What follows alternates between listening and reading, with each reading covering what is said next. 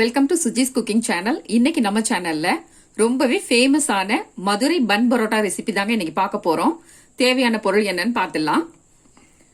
1/2 kilo அளவுக்கு மைதா மாவு எடுத்து வச்சிருக்கேன். கொஞ்சமா சால்ட், 1 டேபிள் ஸ்பூன் அளவுக்கு சுகர், இது ரெண்டுமே இந்த மாவோட ஆட் பண்ணிடலாம். ஆட் பண்ணிட்டு நல்லா கலந்து விட்டுலாங்க. 2 முட்டை இதுல உடைச்சு சேர்த்துடலாம்.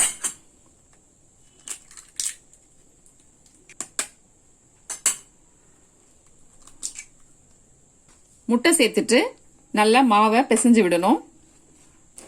இந்த அளவுக்கு நல்ல முட்டையோட சேர்த்து மாவையும் பிசைஞ்சிட்டு 1/2 டம்ளர் அளவுக்கு பால் சேர்த்து பிசைஞ்சிடலாங்க.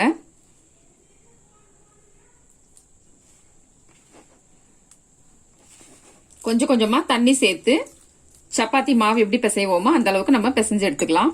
இந்த அளவுக்கு நல்லா தண்ணி இல்லாம பிசையணுங்க. பரோட்டா நல்லா சாஃப்டா வரணும்னாக்க மாவு நம்ம பிசைற விதத்துல தான் இருக்கு. நல்லா ஒரு 10 நிமிஷமாவது இந்த மாதிரி பிசைஞ்சு கொடுத்துட்டே இருந்தோம்னா தான் மாவு நல்லா சாஃப்ட் ஆகும், பரோட்டாவும் ரொம்ப சாஃப்டா வரும்.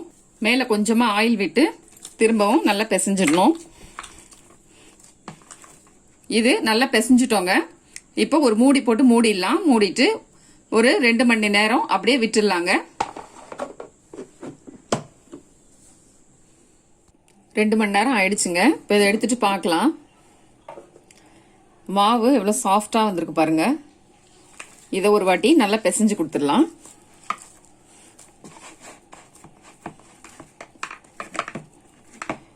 பிசைஞ்சிட்டு இந்த மாதிரி சின்ன சின்ன பால்ஸாக உருட்டி எடுத்து வச்சிடலாங்க. இதே போல எல்லாமே நம்ம குட்டி குட்டி பால்ஸாக எடுத்து உருட்டிக்கலாம்.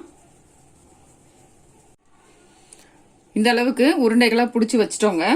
இது மேலவே கொஞ்சமாக ஆயில் விட்டுடலாம். திரும்ப ஒரு 1 மணி நேரம் அதே போல ஒரு மூடி போட்டு மூடி ஊற விட்டுடலாங்க. 1 ஹவர் ஆயிடுச்சுங்க. நல்லா சூப்பரா சாஃப்டா வந்திருக்கு பாருங்க. இப்போ இது உருட்ட ஆரம்பிச்சிடலாம்.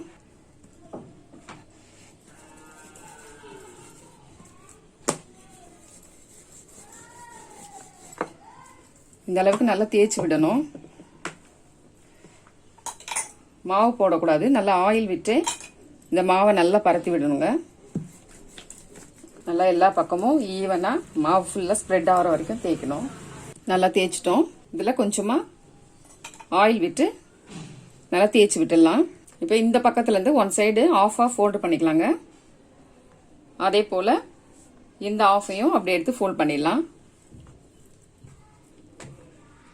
இந்த அளவுக்கு நல்லா மாவை நல்லா இன்னும் நல்லா இழுத்து விடணும். இழுத்து விட்டுட்டு இந்த ஒரு முனையில ஒரு விரலை வச்சுட்டு இந்த அளவுக்கு கேப் விட்டு விட்டு கொஞ்சமா சுத்தணும். ஒரு விரல் அளவுக்கு உள்ள கேப் இருக்கணும். கேப் வச்சு நல்லா அந்த மாவை இழுத்து இழுத்து சுத்தி கொண்டு வரணுங்க. இப்படி எடுத்து வச்சுட்டு லாஸ்டா மேல ஒரு பிரஸ் கொடுத்துடணும். ஓரங்கள்ல அழுத்த வேண்டாம், நடுப்பகுதியில மட்டும் அப்படி அழுத்தி விடணும்.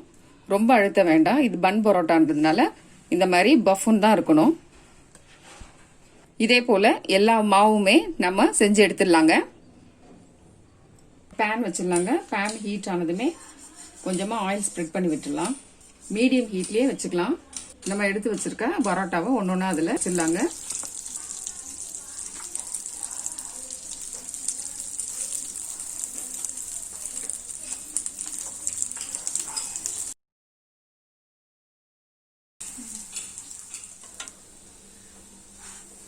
பரோட்டா 2 பக்கமுமே நல்லா பிரவுன் கலர்ல சேஞ்ச் ஆயிடுச்சுங்க.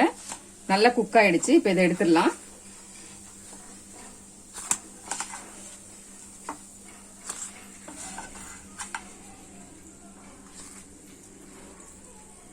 ரொம்பவே சூப்பரான பன் பரோட்டா ரெசிபி இப்போ ரெடி பண்ணிட்டோங்க.